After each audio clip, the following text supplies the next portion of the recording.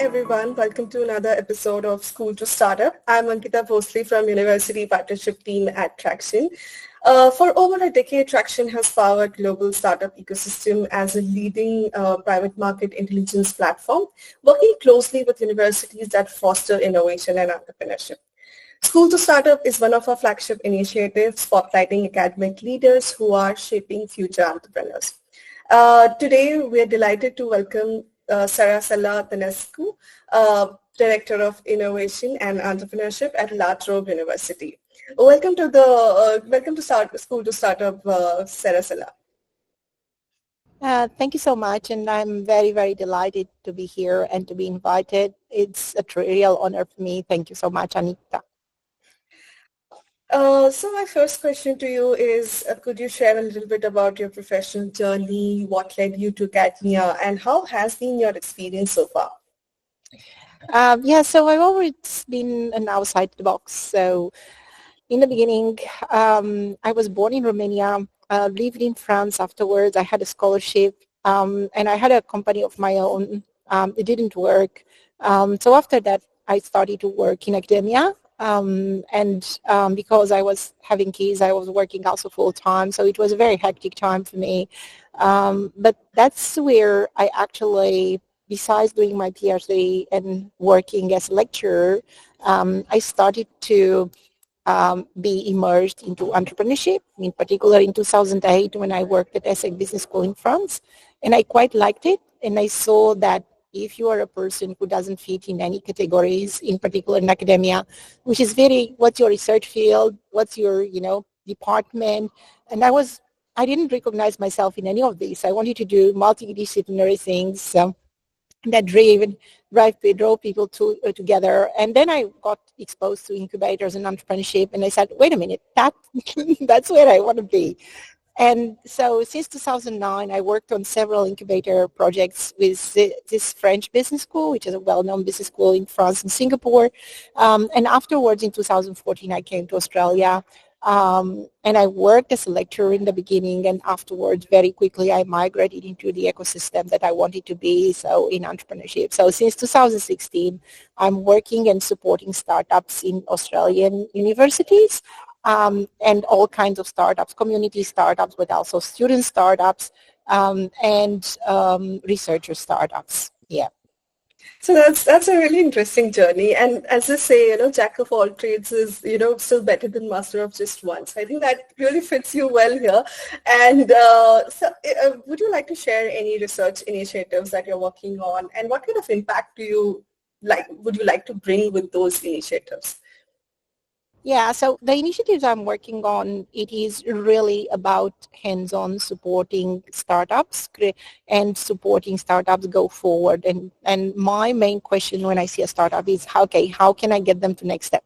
How can I get them to advance even a little bit? So since 2017, I'm at La Trobe University running a couple of programs. I would say the one I'm more close to is the one which is actually in India. So the joint program between Australia and India. I have done global markets program before and accessing different markets with Australian startups, but this was different because we had also Indian startups coming in.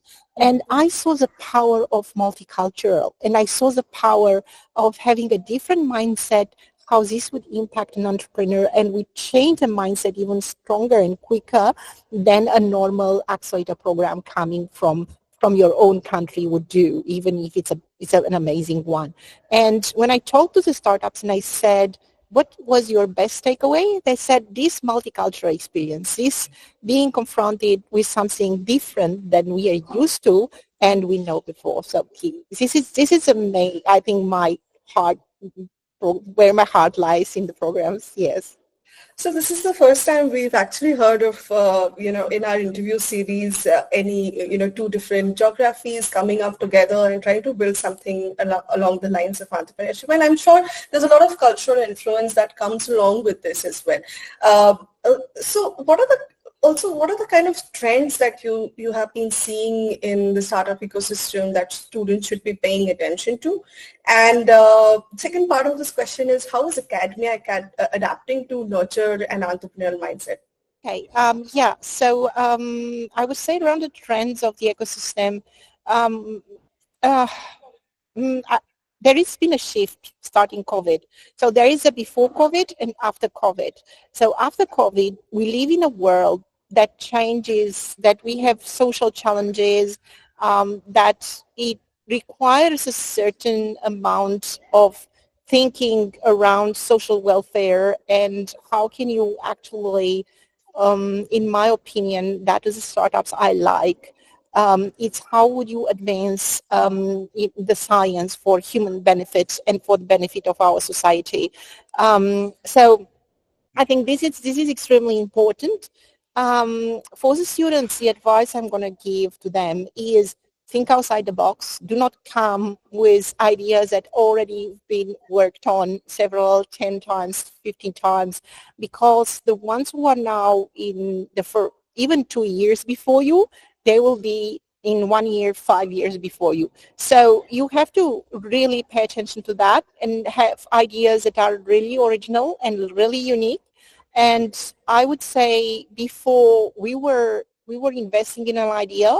Now what changed after COVID and in particular with economic crisis and other things that happen in the world is that we're not investing just in an idea. We are investing also in the way you are executing this idea and the profitability that this generates. So having a pipeline, having a good market validation, be sure of what is the profitability of your delivery, and we have AI tools and other tools that you could use. So this is becomes really extremely important right now, and I would say the investors are also looking at the maturity of the entrepreneur, not just the idea itself, because the market validation and the execution are actually the maturity of the entrepreneur, in fact. Okay. So you did mention that you've seen a huge difference between startups that were, before COVID and the ideas that came in after COVID. So you think that, so every time we've seen this, that whenever there's a crisis, usually entrepreneurship, there's a rise in entrepreneurship and students or any young entrepreneur try to bring solutions there. So have you seen that as well during this tenure of last 2, 3 years? Yes, there is a rise in entrepreneurship, but there is a rise in certain entrepreneurship. Okay. So what I'm saying is every time when it's a crisis, there will be a rise in the in the startups that are solving these problems. So that means that even if you have a good idea, at that moment, it will not work for you. So you have to be extremely, how can I say, aware of that and a little bit restless and to know how to let go, or to know how to jump on opportunity. Opportunity is really something that is favorable to you in a defined window of time. For example, the best example, it is the mRNA who set as unfunded projects for 20 years. And suddenly, when COVID came, they found themselves with pots of money they couldn't even handle. So this is what's happening during the crisis. Yeah. So any success stories that you've seen recently, and how do new generation of entrepreneurship courses are shaping the future of entrepreneurship here? Yeah. So success stories, yes. I've seen one in India, a PhD student who was actually developing a very interesting parking find my parking spot, and another one around. So both of them were around transport, which is a huge issue in India. One is around finding a parking spot in cities, in crowded cities like Delhi and others, or the other one was around finding a fuel station which doesn't have a too big queue waiting time. So these are some of the things I really found extremely interesting. The second one, which was from us, was more around social entrepreneurship, and it is around tires for wheelchairs that allows wheelchair disabled people to go on sand and go on beaches and enjoy that, which was really interesting, and it's a project who I actually liked very much. in respect the way that the new subjects and the new teaching methods are evolving, I would say they will be, I think they have to be more open to include industry.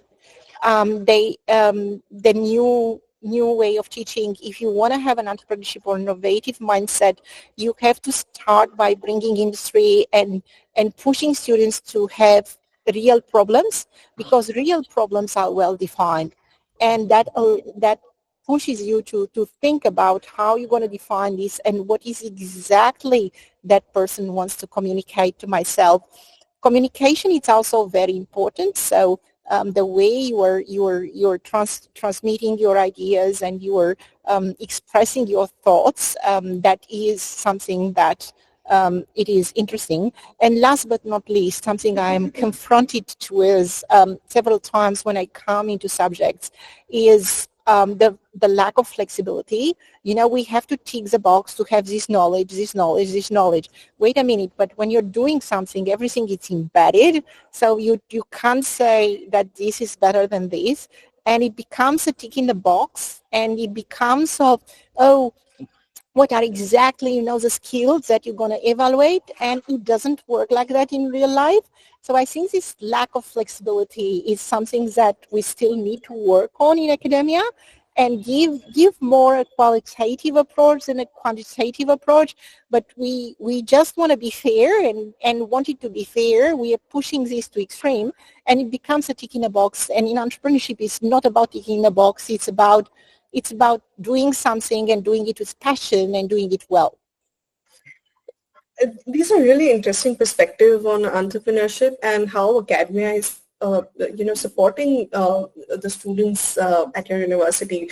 Interestingly, working towards health tech and also trying to have a social impact by bringing in, somebody working on a tire, which is for just wheelchair, and trying to making everything accessible for people who are disabled. And then find my parking spot is something I would be requiring. I'll just take a note of what is the name of the app, because that is something that we actually do struggle with. My next question is, to you is, how do you see the role of academia evolving in the startup and innovation space over the next few years?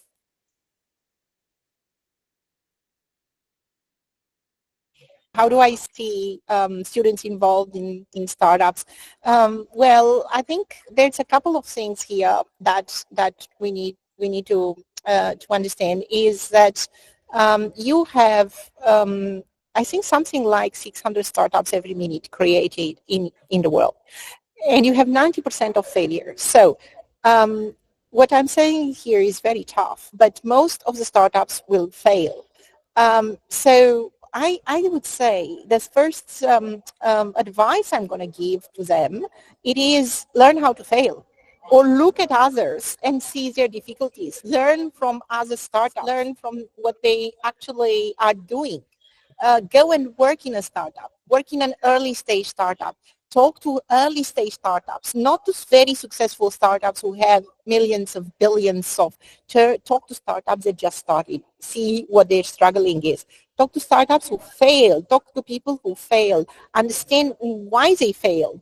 Go and work in startups that are a little bit more involved, and see how they're doing, and have a critical mindset, and understand what are you going to do, what are they doing right, what are they not doing right. The last but not least, it is really around be able to abandon, be able to let it go a project that you feel is not working. Be ruthless from that point of view. It's not because it's your project that is going to make it work. It's not because your passion that is going to make it work. Everyone is passionate, and everyone has a project they are believing in, and you have to believe in to be successful. But you have also to be ruthless enough and think like an investor, and at one moment say, wait a minute, this is not going to work. This is not what I'm going to do. Be clear, be simple too. So you have a value proposition, narrow it down. You have another value proposition, narrow it down.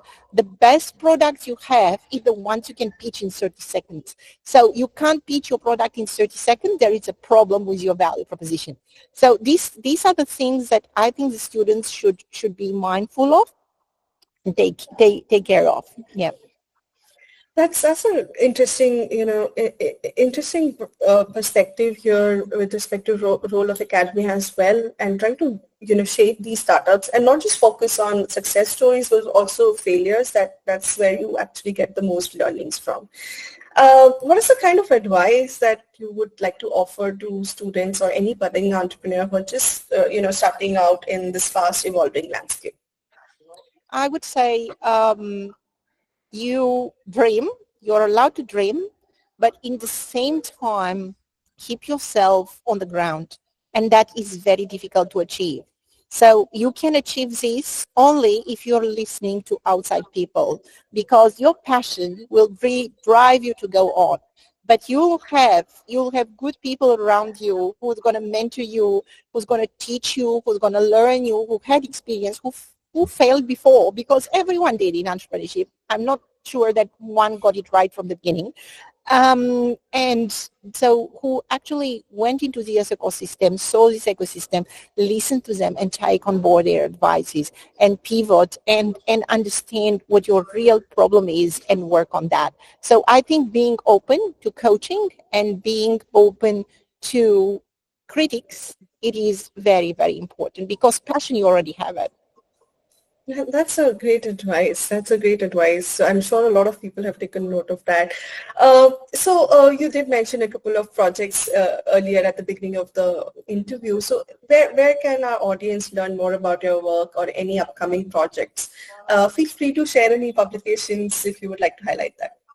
Yeah, so we have a site of Latrobe Innovation and Entrepreneurship. I'm going to put it on chat. And there is also my LinkedIn profile that I'm happy to share, and people can just connect with me, and I'm happy to give advices and everything. So this is a site on my team work, and this is my profile.